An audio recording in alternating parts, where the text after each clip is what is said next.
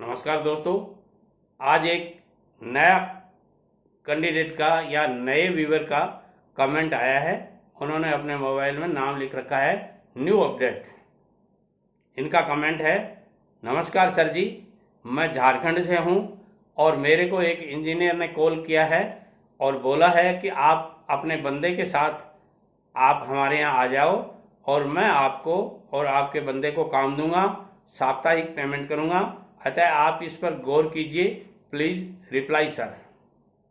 इनका कहने का मतलब है कि एक इंजीनियर ने इनको काम पे बुलाया है और इनका बंदे का मतलब है साथ में किसी दूसरे आदमी को।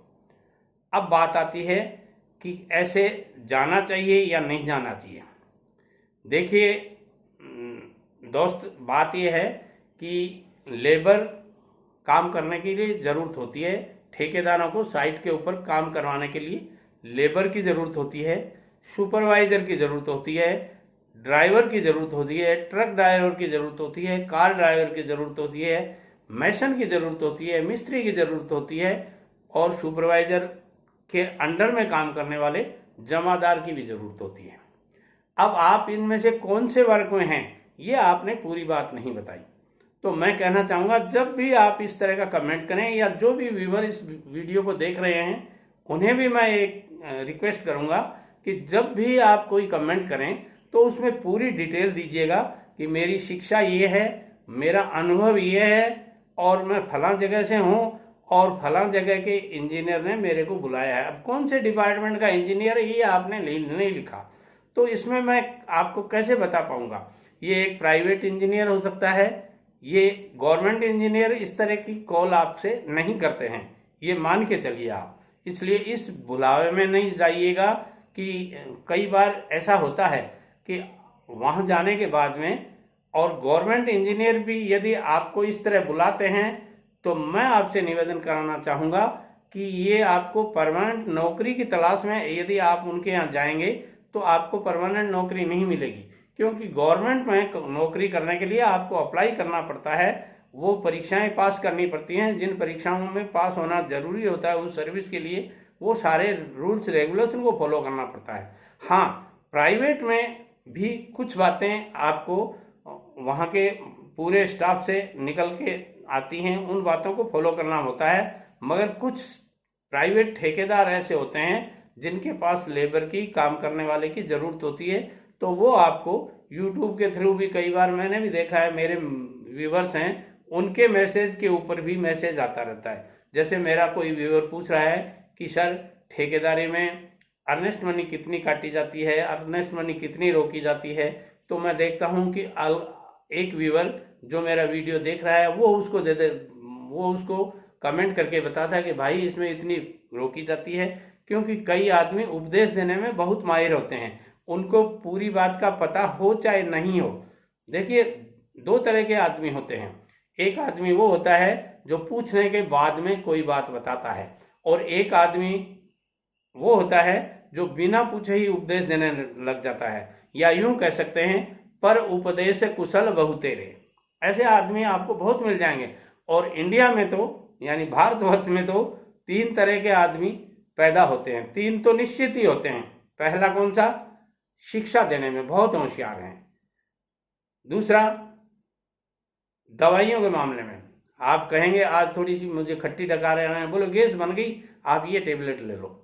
अब उनको पूछो आपको नॉलेज कहाँ से आया, ये कहाँ से आपने सीखा, किससे सीखा, यदि वो रिएक्शन कर जाएगी टेबलेट तो क्या होगा, उन बातों का उनको पता नहीं है। वो सिर्फ एक बंदी बताई बात करते हैं, फला टेबलेट लो, आज थोड़ा सा माथा दुख रहा है एस्प्रिन ले लो, आज थोड़ा बुखार सा हो रहा है पैरासीटामोल ले लो, आज थोड़ा दर्द हो रहा है वो ले लो, यहाँ फोड़ा हो गया वो एंटीबायोटिक लगा लो। ये इस तरह की बातें करने वाले आपको बहुत मिल जाएंगे। और रास्ते चलते नहीं, आप बस में सफर कर रहे हैं तो भी आपको बहुत मिल जाएंगे। मगर मैं कहूँगा नीम हकीम खतरे जान, ऐसे लोगों की राय नहीं माननी चाहिए। और अगली बात मैं कहना चाहूँगा, यही हालत यूट्यूब पे है। मैं काफ़ी बार देखता हूँ, काफ़ी वीडियोस यूट्यूब पे देखता हूँ, 17 साल का बच्चा जो यूट्यूब पे वीडियो बनाता है, पहली बात ये आती है कि उसका वीडियो बनाने का उद्देश्य क्या है। देखिए, यूट्यूब पे वीडियो मैं भी बनाता हूँ, और YouTube पे वीडियो एक 17 साल का बच्चा भी बना रहा है। अब मेरा उद्देश्य क्या है वीडियो बनाने का और उसका उद्देश्य क्या है, ये आप अच्छी तरह से समझ पा रहे हैं। 17 साल का बच्चा वे केवल पैसा कमाने के लिए वीडियो बना रहा है, उसको कोई अनुभव नहीं है। आप समझ सकते हैं, एक 17 साल का बच्चा, हम तो 17 साल के थे तब तो हमें दुनियादारी में बोलने का तरीका नहीं आता था। आज भी नहीं आता है, बहुत से लड़कों को, 17 साल के बच्चों को नहीं आता है। मगर वो उस लड़के की हिम्मत देखिए कि वो आपको कहता है यदि आपके YouTube पर व्यूज नहीं आ रहे हैं तो मैं कहता हूँ ये ट्रिक लगाइए, वो लगाइए, ऐसे कीजिए, वैसे कीजिए। RPM किसको कहते हैं, CM किसको कहते हैं, CPM किसको कहते हैं, ये बहुत बताते हैं छोटे छोटे बच्चे। और मैं भी ताजुब करता हूँ ये क्यों बेवकूफ़ बना रहे हैं दुनिया को। मगर अब दुनिया तो दुनिया है, आप जानते हो।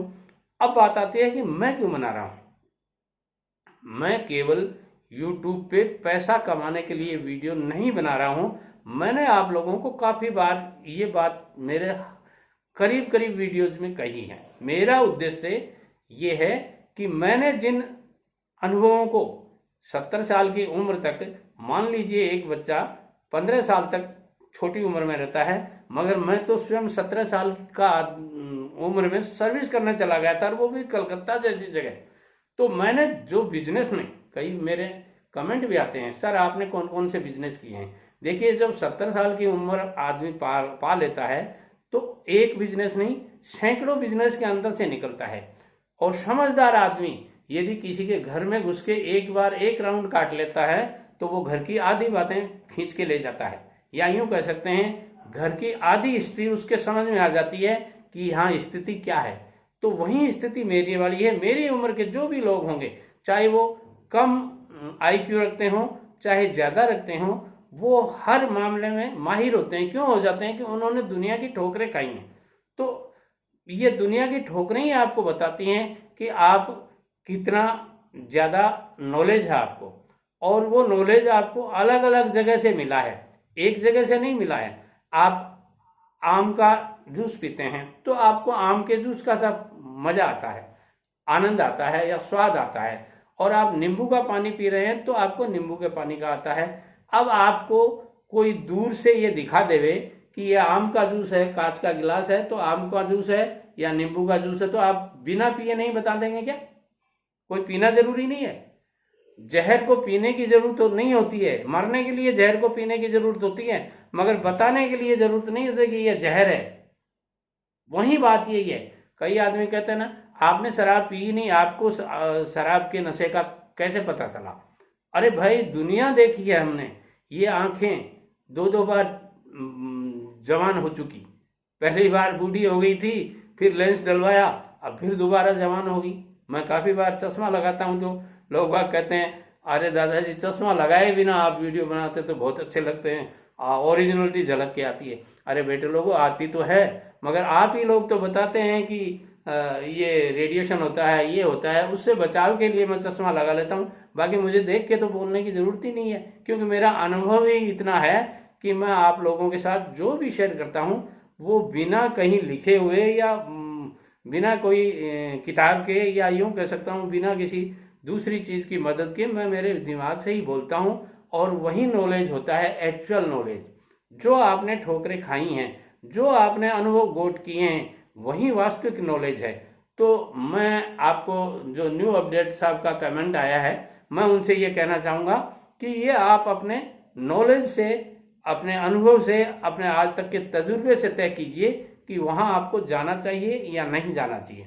और यदि जाना भी है तो आप उनसे कॉल करके दोबारा पूछ लीजिए, पूरी बात पूछ लीजिए कि आप हमें क्या काम करवाएंगे, कितने रुपए देंगे पर मंथ, कितने घंटे ड्यूटी करनी पड़ेगी, क्या क्या काम करना पड़ेगा, हमारे खाने पीने और रहने की क्या व्यवस्थाएं होंगी, पेमेंट आप किस तरह से देंगे, और ये सारी बातें रिकॉर्ड कीजिए आप। और वो रिकॉर्ड आपका जब तक आप वहाँ काम करें तब तक आपके पास बने रहना चाहिए। अब बात आती है कि जाने के बाद क्या करें। तो जाने के बाद जैसे ही आप वहाँ पहुँचते हैं, और हो सके तो उनको एक तरफा किराया उनसे मांग लीजिए आप कि आप इतना किराया, हमारा यहाँ से यहाँ तक का इतना किराया लगेगा, एक तरफा आने का आप दे दीजिए हमें, और जाने का हम अपने आप अपने यहाँ आ जाएंगे, क्योंकि हम मजदूरी करके आएंगे आपके पास या सैलरी लेके आएंगे तो हमारे पास उस समय पैसा होगा। फिलहाल हमारे पास पैसा नहीं है। यदि आप ये सब करके भेज जाते हैं तो फिर आप जाने के बाद में उनसे सारी बातें करके एक एग्रीमेंट लेटर उनसे लिखवा लीजिए। चाहे वो एग्रीमेंट लेटर उनके लेटर हेड पे या लेटर पैड पे हो तो भी चलेगा, मगर वो लिखवा लीजिए और वहाँ उनके स्टाफ के या किसी के या वो स्टाम्प वगैरह लगा करके पूरा विधिवत तरीके से वो लेटर पैड पे लिख के देते हैं आपको, तो काम कर लीजिए, कोई दिक्कत नहीं। और फिर भी आपके कहीं कोई समस्या आती है तो जब वो लेटर पैड आपके पास होगा, और वो लेटर पैड ऑथेंटिक होना चाहिए। कई बार क्या है कि आपको वर्क तो और किसी के द्वारा करवाया जाता है और वो और किसी के लेटर पैड पे आपको कुछ लिख के दे दे। इस बात को तस्दीक कर लीजिएगा और फिर काम कीजिएगा। और पेमेंट का ऐसा रखिएगा कि पेमेंट आप ब्रेकअप ऑफ पेमेंट के हिसाब से लीजिए, हर 7 में या 7 और 15 दिन। यदि आप लेबर का काम करते हैं तो 7 या 15 दिन से आप पेमेंट लें। और यदि आप मान लीजिए कोई सैलरी के बेसिस पे काम करते हैं, यानी मेरा कहने का मतलब है वेजेस के हिसाब से आप यदि काम करते हैं तो 7 या 15 दिन से आप पेमेंट ले लें। और पर डे के हिसाब से करते हैं तो, और मान लीजिए पर मंथ के हिसाब से करते हैं आप, तो आप महीने की महीने पेमेंट ले रहे हैं। अब पेमेंट में आती है कि महीने की महीने का पेमेंट का मतलब क्या होता है। महीने के महीने का पेमेंट का मतलब होता है 1 तारीख से 5 तारीख के बीच में आपको पेमेंट मिल जाना चाहिए। कब से? पिछली 1 तारीख से लेकर 31 तारीख तक का पेमेंट आपको आने वाली 5 तारीख को मिल जाना चाहिए। कम से कम मैक्सिमम 5 तारीख और कम से कम 1 या 2 तारीख को मिल जाना चाहिए। और यदि लेबर के हिसाब से आप काम कर रहे हैं तो 1 तारीख से लेकर के 15 तारीख तक का पेमेंट आपको 20 तारीख को मिल जाना चाहिए, क्योंकि 5 दिन का दबता हुआ रह जाएगा तो कोई दिक्कत नहीं है। और 16 तारीख से लेकर के 31 तारीख तक का पेमेंट आपको 31 तारीख तक का आपको 5 को मिल जाएगा और 1 से 15 तक का आपको 20 तारीख को मिल जाएगा। ये तरीका होता है पेमेंट लेने का। यदि वीडियो पसंद आता है तो लाइक, शेयर और कमेंट करें। और एक बात और कहूँगा, यदि आपने नए व्यूअर हैं तो इस चैनल को सब्सक्राइब कर लीजिए, ताकि आने वाले हर वीडियो का नोटिफिकेशन सबसे पहले घर बैठे आपको फ्री में मिले। नमस्कार।